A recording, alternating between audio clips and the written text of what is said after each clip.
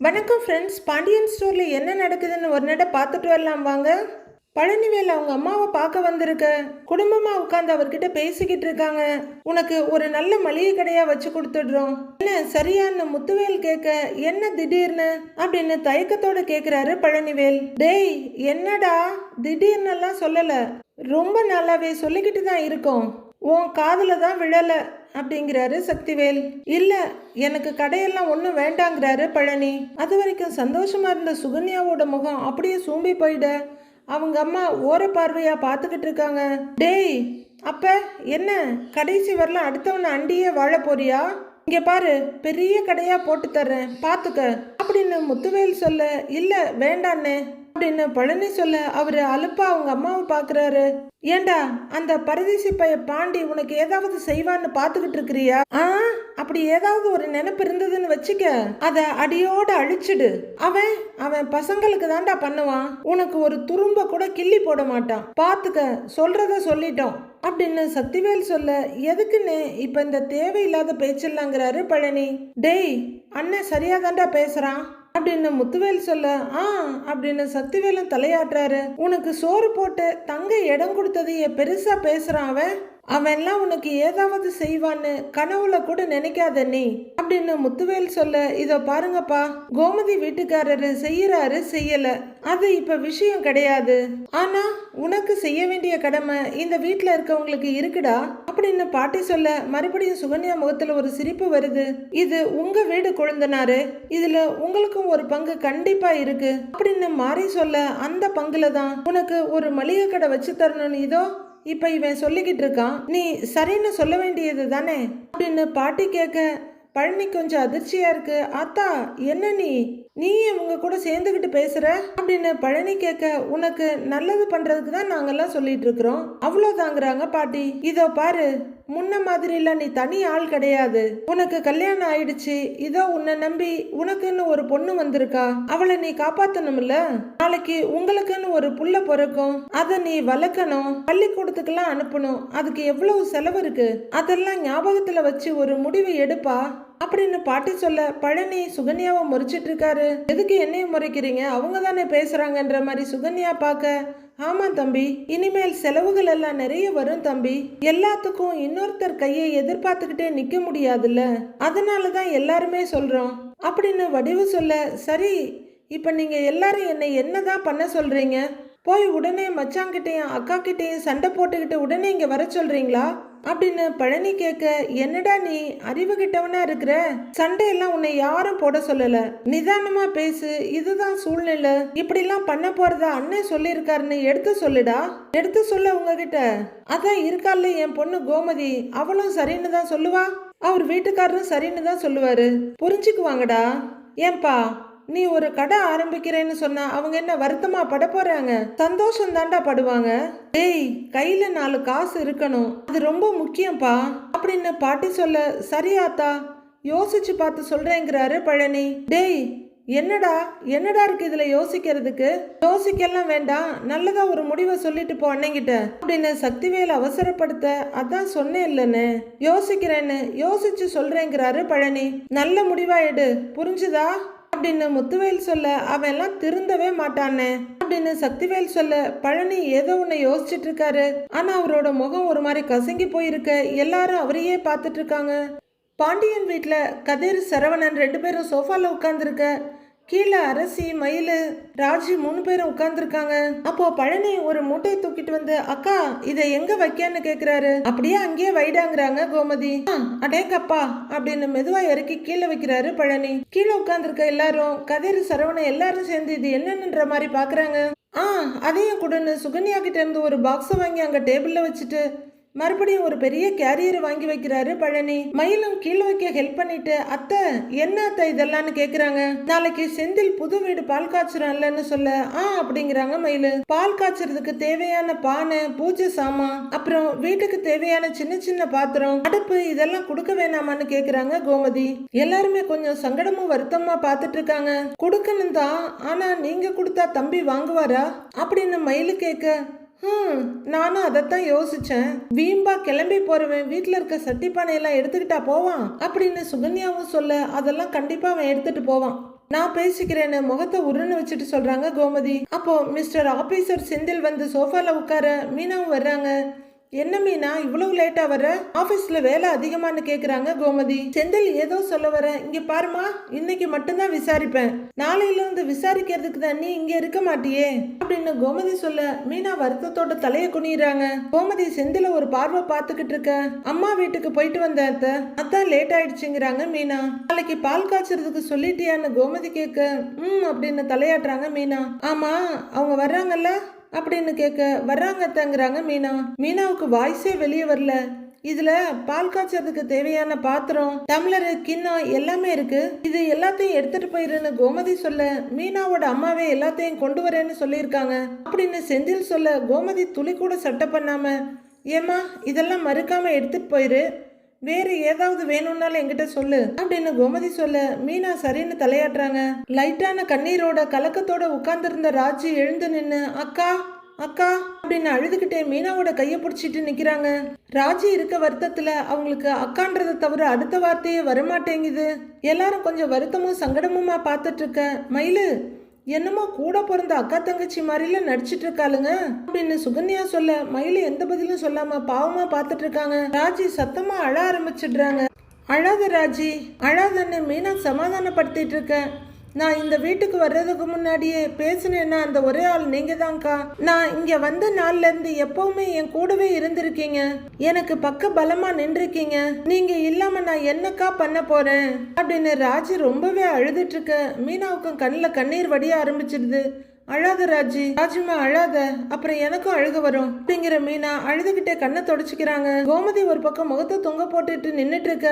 கையில இவங்களை கொஞ்சம் பாவமா பாத்துட்டு இருக்காங்க. இதுவரையில பாத்துட்டு இருந்த அரசியும் அண்ணின்னு கூப்பிட்டுக்கிட்டு அழுதுகிட்டே வந்து மீனாவை ஹக் பண்ணிக்கிறாங்க. மீனா செந்தில அழுத்தமா ஒரு பார்வை பார்த்துட்டு அரசியோட தலையை தடவி சமாதானம் பண்ணிட்டு இருக்காங்க. அரசி மீனாவோட கையை பிடிச்சிக்கிட்டு, அண்ணி நீங்க போகாதீங்க அண்ணி, அண்ணன் தானே தனியா போகணும்னு ஆசைப்பட்டுச்சு, அண்ணன் போகட்டும் ப்ளீஸ் அண்ணி, நீங்க இங்கேயே இருங்க ப்ளீஸ் அண்ணி, போகாதீங்க அண்ணி, என் கூடவே இருங்க அண்ணின்னு அரசி அழுதுட்டு இருக்க. மீனா அவங்க கண்ணீரையும் தொடச்சு விட்டுட்டு இருக்காங்க. அரசிமா அழாதடா அப்படின்னு மீனா தொடச்சு விட்டுட்டு இருக்க. ப்ளீஸ் அண்ணி ப்ளீஸ் அண்ணி அப்படின்னு அரசி கேட்டுட்டு இருக்கும் போதே பாண்டியன் அங்க வர்றாரு. பார்த்துட்டு மத்தவங்க எல்லாம் எழுந்து நிக்க ஆபீசர் செந்தில் மட்டும் அப்படியே உட்கார்ந்து இருக்காரு. பாண்டியன் அங்க இருக்க பொருள் சிச்சுவேஷன் எல்லாம் பார்த்துட்டு அப்படியே நிக்க அரசி அப்பா கிட்ட வர்றாங்க. அப்பா சொல்லுங்கப்பா ப்ளீஸ்ப்பா, அண்ணிய போக வேண்டான்னு சொல்லுங்கப்பா அப்படின்னு கேட்டுட்டு இருக்க. பாண்டியன் செந்தில் அழுத்தமா பார்த்துட்டு இருக்காரு. அதுக்கப்புறம் அவர் ஒன்னும் பேசாம திரும்பி போயிட அப்பா அப்பா அப்படின்னு அரசி கூப்பிட்டுட்டு இருக்க. மாமா அப்படின்னு ராஜியும் கூப்பிட்டுட்டு இருக்க. அவரு நேரா ரூம்குள்ள போயிடுறாரு. மா நீயாவது சொல்லேம்மா அப்படின்னு அரசி சொல்ல, இங்க பாருமா, எப்பவும் எல்லாரும் ஒரே இடத்துல இருக்கணும்னு சொல்ல முடியாதுடா அரசி, முதல்ல உங்க அக்கா கல்யாணம் பண்ணிக்கிட்டு போனா இப்போ அப்படின்னு செந்தில பாக்குறாங்க கோமதி. அடுத்தது நீ கல்யாணம் பண்ணிக்கிட்டு போவ, ஓ மத்த அண்ணனுங்க இங்க இருக்கணும்னு நினைச்சா இருப்பாங்க, இல்லைன்னா அவங்களும் ஒரு நாள் அவங்க வேலையை பார்த்துக்கிட்டு போயிடுவாங்க அப்படின்னு கோமதி சொல்ல, அம்மா என்னம்மா பேசுறேங்கிறாரு சரவணன். அம்மா என்னம்மாங்கிறாரு கதிர். எல்லாத்தையும் ஏத்துக்கிட்டு தானேம்மா ஆகணும், அழுது புரண்டு எதுவும் ஆக போறது இல்ல அப்படின்னு பெருமூச்சு விடுற கோமதியும் அங்கிருந்து போயிடுறாங்க. அது வரைக்கும் அழுதுகிட்டு இருந்த மீனா கோபமாகி செந்தில முறைச்சிட்டு இருக்காங்க. எல்லாம் உன்னாலதான்டா அப்படின்னு நினைக்கிறவங்க எரிக்கிற மாதிரி பார்த்துட்டு இருக்காங்க. பழனி தூங்குறதுக்காக உள்ளர வந்தவர் பெட்ல உட்கார்ந்துட்டு இருக்க. வாட்டர் பாட்டிலோட வர்ற சுகன்யா அதை அங்க வச்சுட்டு பழனி பக்கத்துல வந்து உட்காடுறாங்க. இன்னும் தூங்கலையான்னு கேட்க, இல்ல அப்படின்னு பழனி கொஞ்சம் நகர்ந்து உட்காடுறாரு. ஏன் அப்படின்னு சுகன்யா கேட்க, ஏன்னு தெரியல தூக்கம் வரலங்கிறாரு பழனி. மருமக புள்ள தனி குடித்தனம் போறத பத்தி யோசிச்சுட்டு இருக்கீங்களோ, எப்படியாவது தடுத்து நிறுத்திடுவாங்கன்னு தான் நினைச்சேன், பரவாயில்ல அப்படி எதுவும் பண்ணலங்கிறாங்க சுகன்யா. யாரடி நீயே, எப்போ பார்த்தாலும் நெகட்டிவா தான் யோசிப்பியான்ற மாதிரி பாக்குறாரு பழனி. பரவாயில்ல ஒரு வீட்டுல ஒருத்தராவது புத்தியோட பொழைக்கட்டும் அப்படின்னு சுகன்யா சொல்ல வெறிச்சு போய் பார்த்துட்டு இருக்காரு பழனி. ஏங்க பால் காய்ச்சறதுக்கு நாம போகணும்லன்னு சுகன்யா கேட்க, ஆமா போகணும் தானே, போகாம எப்படி இருக்க முடியும்னு கேக்குறாரு பழனி. போகும்போது வெறுங்கையோட போக முடியாது, பால் காய்ச்ச தேவையான பொருள் எல்லாம் அத்தாச்சி கொடுக்கறாங்க, சரவணனும் ஏதாச்சும் கொடுப்பான், டிராவல்ஸ் ஓனரை பத்தி நாம சொல்லவே வேண்டாம், குழலியும் ஏதாவது வாங்கிட்டு வருவா, நாம மட்டும் வெறுங்கையோட போய் நிக்க முடியாது அப்படின்னு சுகன்யா சொல்ல பழனி அப்பதான் யோசிக்கிறாரு. ஆமால்ல, சரி நான் ஏதாவது பண்றேன் அப்படின்னு பழனி சொல்ல, பண்றதுக்கு உங்ககிட்ட ஏதாவது பணம் இருக்கா அப்படின்னு சுகன்யா ஷார்ப்பா அவரை பார்த்துக்கிட்டு கேட்க பழனி தடுமாறி போறாரு. எங்க உங்ககிட்ட அதெல்லாம் இருக்க போகுது? உங்க மச்சான் இருக்கார்ல, அவர்கிட்ட தானே போய் கேட்கணும் அப்படின்னு சுகன்யா எகத்தாளமா சொல்ல, நீ ஒன்றும் கவலைப்படாத, அதெல்லாம் நான் பார்த்துக்கிறேங்கிறாரு பழனி. ஆம்பளை, அதுவும் கல்யாணம் ஆன ஆம்பளை, கையில கொஞ்சமாச்சும் பணம் இருக்க வேண்டாமா? எல்லாத்துக்கும் மச்சாங்கிட்ட போய் தலையை சொரிஞ்சிட்டு நிக்கிறது நல்லாவா இருக்கு? உங்க அண்ணனுங்க தான் கடை வச்சு தரேன்னு சொல்றாங்கல்ல, ஏன் வேண்டான்னு சொன்னீங்கன்னு கேக்குறாங்க சுகன்யா. இல்ல சுகன்யா, அதெல்லாம் ஒன்றும் சரியா வராது அப்படின்னு பழனி பட்டுன்னு சொல்றாரு. அண்ணனுங்க கடை வச்சு கொடுத்தா அது சரியா வராது, ஆனா மச்சாங்கிட்ட எடுபடி வேலை பார்க்கறது மட்டும் சரியா வருமா அப்படின்னு சுகன்யா கேட்க, நீ போய் எங்க அண்ணன்கிட்ட ஏதாவது பேசுனியான்னு கேக்குறாரு பழனி. எதை பத்தின்னு சுகன்யா கேட்க, எனக்கு கடை வச்சு கொடுங்கன்னு ஏதாவது கேட்டியான்னு கேட்குறாரு பழனி. நான் ஒன்றும் கேட்கலன்னு சுகன்யா எங்கேயோ பார்த்துக்கிட்டு சொல்ல, இங்கே பாரு, பொய் சொல்லாத, உண்மையை சொல்லு, நீ கேட்டிருப்ப, உன் முகத்தை பார்த்தாலே தெரியுது, நீ தான் எல்லாத்தையும் அங்கேருந்து ஆரம்பிச்சிருக்கல்ல அப்படின்னு பழனி சொல்ல, ஆமாம், நான் தான் எல்லாத்தையும் கேட்டேன்னு வச்சுக்கோங்க, கேட்டதுல என்ன தப்பு இருக்குங்கிறாங்க சுகன்யா. பழனி கோவமாயிடுறாரு. நீ எதுக்கு இப்போ தேவையில்லாத வேலையெல்லாம் பார்த்துட்டு இருக்கிற அப்படின்னு கேட்க, நீங்கள் ஏன் இம்புட்டு ஏமாலியா இருக்கீங்கன்னு எனக்கு ஒன்றுமே தெரில, எனக்கு புரியவும் இல்லைங்கிறாங்க சுகன்யா. ஏமாலியா? நானா? அப்படி என்ன ஏமாலியா இருக்கேன் நான் உனக்கு அப்படின்னு பழனி கேட்க, விவரம் தெரியாத வயசுல அக்கா கையை பிடிச்சிக்கிட்டு இந்த வீட்டுக்கு வந்துட்டிய, அப்போ இருந்து இப்போ வரைக்கும் இந்த வீட்டுக்காக மாடா உழைக்கிறீங்க, ஏதாவது கொஞ்சமாவது பிரயோஜனம் இருந்துச்சா? உங்க மச்சானோட மளிகை கடைக்கு நீங்க போட்டிருந்த உழைப்ப வேற எங்கேயாவது போட்டிருந்தீங்கன்னா இந்நேரம் சொந்தமா நீங்க சூப்பர் மார்க்கெட்டே ஆரம்பிச்சிருப்பீங்க அப்படின்னு சுகன்யா சொல்லிட்டு இருக்க, பழனி ஓரப்பார்வையா அவங்களையே முறைச்சிட்டு இருக்காரு. இதோ பாருங்க, அந்த அளவுக்கெல்லாம் யோசிக்க வேண்டாம், சின்னதா ஒரு பொட்டிக்கடை வச்சிருந்துருக்கலாம், ஆனா இங்க அப்படி ஏதாச்சும் நடந்துச்சா? கையில உங்ககிட்ட கொஞ்சமாச்சும் பணம் இருக்கா? இங்க பாருங்க, எனக்கு நீங்க இந்த நகை நட்டெல்லாம் வாங்கி தரணும்னு ஆசை கிடையாது, பட்டு புடவை கூட நீங்க வாங்கி தர வேண்டாம், ஒரே ஒரு முழம் மல்லிகைப்பூ வாங்கி தர உங்ககிட்ட காசு இருக்கா அப்படின்னு சுகன்யா கரெக்டா தான் கேக்குறாங்க. அது அப்படின்னு பழனி தடுமாறுறாரு. சரி, ஏன் கதையை விடுங்க, ஒரு டீ வாங்கி குடிக்க உங்க கையில பணம் இருக்கா அப்படின்னு கேட்க, பழனி எங்கேயோ பார்த்துட்டு இருக்காரு. இருக்காது. உடனே உங்க மச்சான், அதான் காலையில ஒரு டீ சாயந்தரம் ஒரு டீ குடிக்கிறோம்ல, அது பத்தாதான்னு கேட்பாரு. உங்க மச்சான் சொல்றது சரிதான்னு மங்குடி மாதிரி தலையை ஆட்டிட்டு உட்காந்துருப்பீங்க. நான் பேசுறது உங்களுக்கு பிடிக்காதுன்னு உங்க மூஞ்ச பார்த்தாவே தெரியுது, ஆனா நான் பேசதான் செய்வேன். இம்புட்டு காலமும் உங்க அக்கா வீட்டுல அடிமை மாதிரி வாழ்ந்துட்டீங்க, அடிமை வாழ்க்கையில என்ன சுகம் இருக்குன்னு எனக்கு ஒன்றும் புரியல. இனிமேல அப்படிதான் இருக்கேன்னு சொல்ல போறீங்களா? இங்க பாருங்க, என்னால அப்படிலாம் இருக்க முடியாது. ஒரு பின்னு வாங்கணும்னா கூட என் புருஷனோட அக்கா கையையோ இல்லைன்னா அக்கா வீட்டுக்காரர் கையையோ எதிர்பார்த்துக்கிட்டு என்னால இருக்க முடியாது. காசு பணம் மரியாதை எதுவுமே இல்லாத ஒரு வாழ்க்கை என்னால வாழவே முடியாது. இம்புட்டு நாளா எதுவுமே சொல்லாத உங்க அம்மா கூட வாயை திறந்து சொல்லிட்டாங்க. இனியாவது புத்தியோட பொழைக்க பாருங்க, நம்பி வந்தவளை கௌரவமா வாழ வைக்கிற வழியை பாருங்க அப்படிங்கிற சுகன்யா போர்வையை உதறி போத்திக்கிட்டு படுத்துடுறாங்க. பழனி தான் அப்படியே உட்கார்ந்து இருக்காரு. அவர் மனசுல, மீனா இந்தாப்பா பாண்டியன் 10 லட்சம் ரூபாய் கொடுத்ததும், இந்தடா கதிரு அப்படின்னு கதிர்கிட்ட பணம் கொடுத்ததும் அவர் கண்ணுல வருது. மாணிக்கம் கடையில முட்டையை போட்டு உடைச்சிட, அப்பா நகருங்கப்பா, நான் வந்து துடைக்கிறேன்னு மயில வெளியே வர, நீ எதுக்குமா துடைக்கணும், இரு, பழனி தம்பி கொஞ்சம் இதை துடைச்சிடுறீங்களா அப்படின்னு மாணிக்கம் கேட்டதும், இப்ப மாமாவை எதுக்கு துடைக்க சொல்றீங்க அப்படின்னு சரவணன் கேட்டதும், இதுல என்ன இருக்கு மாப்பிள்ள, எல்லா வேலையும் செய்யற பழனி தம்பி இந்த வேலையை செய்யாதா ஏன் தம்பி அப்படின்னு மாணிக்கம் கேட்டதும் பழனியோட மனசுல வந்துட்டு போகுது. தூக்கம் வராம அவர் அப்படியே அதே இடத்துல உட்கார்ந்துருக்காரு. செந்திலோட ரூம்ல மீனா நீட்டா படுத்து தூங்கிட்டு இருக்க, செந்தில் பேப்பரை வச்சுட்டு கணக்கு போட்டுட்டு இருக்காரு. எதையுமே மிஸ் பண்ணிடக்கூடாது, அப்புறம் ரொம்ப ரொம்ப கஷ்டமாயிடும். கட்டில் கண்டிப்பா வாங்கணும், மீனாவுக்காக எல்லாத்தையும் வாங்கணும் அப்படின்னு அதை எழுதிட்டு அடுத்து யோசிக்கிறாரு. அப்புறம் என்ன, மீனாவுக்கு ஒரு பீரோ, எனக்கு ஒரு பீரோ, அப்பதான் ட்ரெஸ் வைக்க சரியா இருக்கும். அப்புறம் சின்னதா ஒரு சோஃபா, அப்புறம் ரூமுக்குள்ள வேற என்ன போடலாம், 2 பீரோ, ஒரு ஸ்மால் சோஃபா.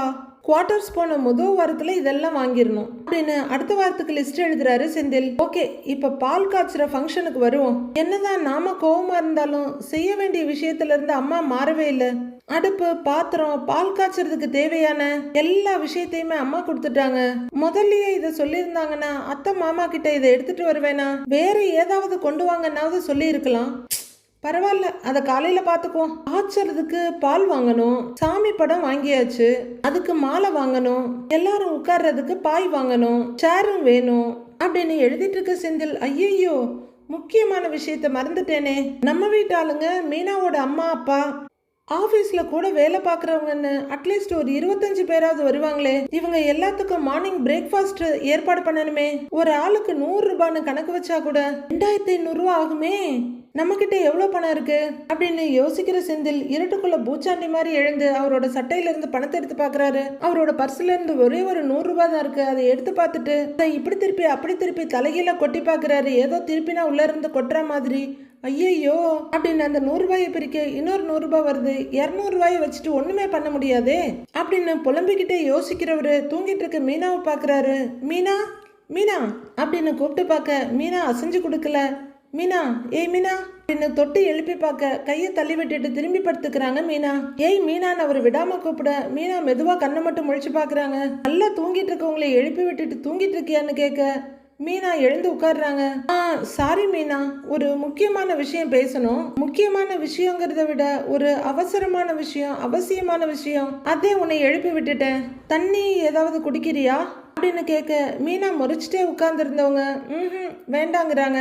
இல்ல ஒரு மாதிரியா இருக்கியே, அதனாலதான் காஃபி ஏதாவது போட்டுட்டு வரட்டுமான்னு கேட்கிறாரு செந்தில். எதுக்கு எழுப்புனீங்க, என்ன விஷயம், அதை சொல்லுங்கிறாங்க மீனா. அதுவரையில நின்றுட்டு இருந்த செந்தில் பக்கத்துல சேரை இழுத்து போட்டு உட்கார்ந்துக்கிட்டு நாளைக்கு கிட்ட ஒரு 25 பேர் வருவாங்க அப்படின்னு சொல்ல அதுக்குங்கிறாங்க மீனா. பால் காய்ச்சிரும்ல அதுக்குதாங்கிறாரு அவரு. சரி அப்படின்னு மீனா அவரை பார்க்க வர்றவங்களுக்கு டிஃபன் ஏற்பாடு பண்ணணும் அப்படின்னு செந்தில் சொல்ல பண்ணுங்கிறாங்க மீனா. பண்ணிருவேன், ஆனா பணம் கொடுக்கணும் அப்படின்னு செந்தில் சொல்ல ஆமா ஆமா, காசு இல்லாம 25 பேருக்கு யாரும் ஓசியில சாப்பாடு கொடுக்க மாட்டாங்க அப்படின்னு மீனா நக்கலா சொல்லிட்டு அவரை பார்க்க மீனா, என்கிட்ட பணம் இல்ல, நீ ஒரு 2500 ரூபாய் பணம் தரியா, அடுத்த மாசம் சம்பளம் வந்துருச்சுன்னா உடனே திருப்பி தந்துருவேன் அப்படின்னு செந்தில் சொல்ல வர்றவங்களுக்கெல்லாம் எப்படி சாப்பாடு கொடுக்க போறோன்னு தெரியாம தான் 25 பேரை இன்வைட் பண்ணிருக்கீங்களான்னு கேக்குறாங்க மீனா. ஏய் அப்படிலாம் இல்ல அப்படின்னு செந்தில் சொல்ல பால் காய்ச்ச போறோம்னு சொல்றீங்க, அன்னைக்கு பண்ற செலவுக்கு கூட காசு இல்லைங்கிறீங்க, அடுத்த மாசம் சம்பளம் வாங்குற வரைக்கும் இடையில நிறைய செலவுகள் வரும், அதெல்லாம் என்ன பண்ணுவிய, எப்படி சமாளிப்பிய அப்படின்னு மீனா கேட்க இருக்குதான், அதுக்கு நான் ஒரு வழி பண்றேன் பாத்துக்கலாம் அப்படின்னு சொல்ல பாத்துக்கலாமா இல்ல நான் பாத்துக்கணுமா அப்படின்னு மீனா கேட்க ஏய் ரொம்ப ஓவரா பண்ணாத அப்படின்னு செந்தில் சொல்ல அடுத்த மாசம் சம்பளம் வந்தாலும் அது முழுசா உங்க கைக்கு வருமா அப்படின்னு மீனா கேட்க செந்தில் திருதிருன்னு முழிச்சிட்டு உட்கார்ந்து இருக்காரு. நீங்க தான் அங்க இங்க நீ ஏகப்பட்ட கடன் வாங்கி வச்சிருக்கீங்களே, வர்ற சம்பளம் எல்லாம் அதை அடைக்கிறதுக்கே சரியா போயிடும்ல அப்படின்னு மீனா கேட்க செந்தில் கிட்ட அதுக்கு பதில் இல்ல. ஆனா ஒரு நல்ல விஷயம் நடக்கும்போது நல்லதா 4 விஷயம் பேச, ஏன் இப்படி பேசிக்கிட்டு இருக்கிற, கோவமாவே பேசிட்டு இருக்கிற அப்படின்னு செந்தில் கேட்க ஏங்க நீங்க கடன்காரனா நிக்க போறது நல்ல விஷயமாங்க அப்படின்னு மீனா கேட்க எல்லாம் இந்த ஒரு மாசம் தான் மீனா, அப்புறம் எல்லா பிரச்சனையும் சரி பண்ணிடுவேன், ஒரு 2500 ரூபா பணம் மட்டும் கூட அப்படின்னு குடிகார மாதிரியே கேக்குறாரு செந்தில். 2500 ரூபா மட்டும் இல்ல 25 ரூபா கூட என்னால கொடுக்க முடியாது, நீங்க தானே குவார்டர்ஸ் போலான்னு குதிச்சீங்க, நீங்க தானே எல்லாரையும் கூப்பிட்டீங்க, நீங்களே எல்லாத்தையும் பண்ணிக்கோங்கன்னு எரிச்சலா சொல்லிட்டு மறுபடியும் படுக்க போறாங்க. ஏய் மீனா அப்படின்னு செந்தில் கூப்பிட பேசாதீங்க சொல்லிட்டேன், பாதி ராத்திரியில என்னை எழுப்பி கடுப்பு ஏத்திக்கிட்டு நீங்க சொன்னதுக்காக தான் நாங்க வர்றேன், அம்பட்டு தான் என்னால செய்ய முடியும், அதை தாண்டி என்கிட்ட இருந்து எதுவும் எதிர்பார்க்காதீங்க அப்படின்னு கடுப்பை கொஞ்சம் கூட மறைக்காம வெடுக்குன்னு சொல்லிட்டு மீனா படுத்துடுறாங்க. மீனா ஏய் ஏய் ஏய் மீனான்னு அவர் கெஞ்சிக்கிட்டே இருக்க போடா அப்படின்ற மாதிரி மீனா படுத்து கண்ணை மூடிக்கிறாங்க.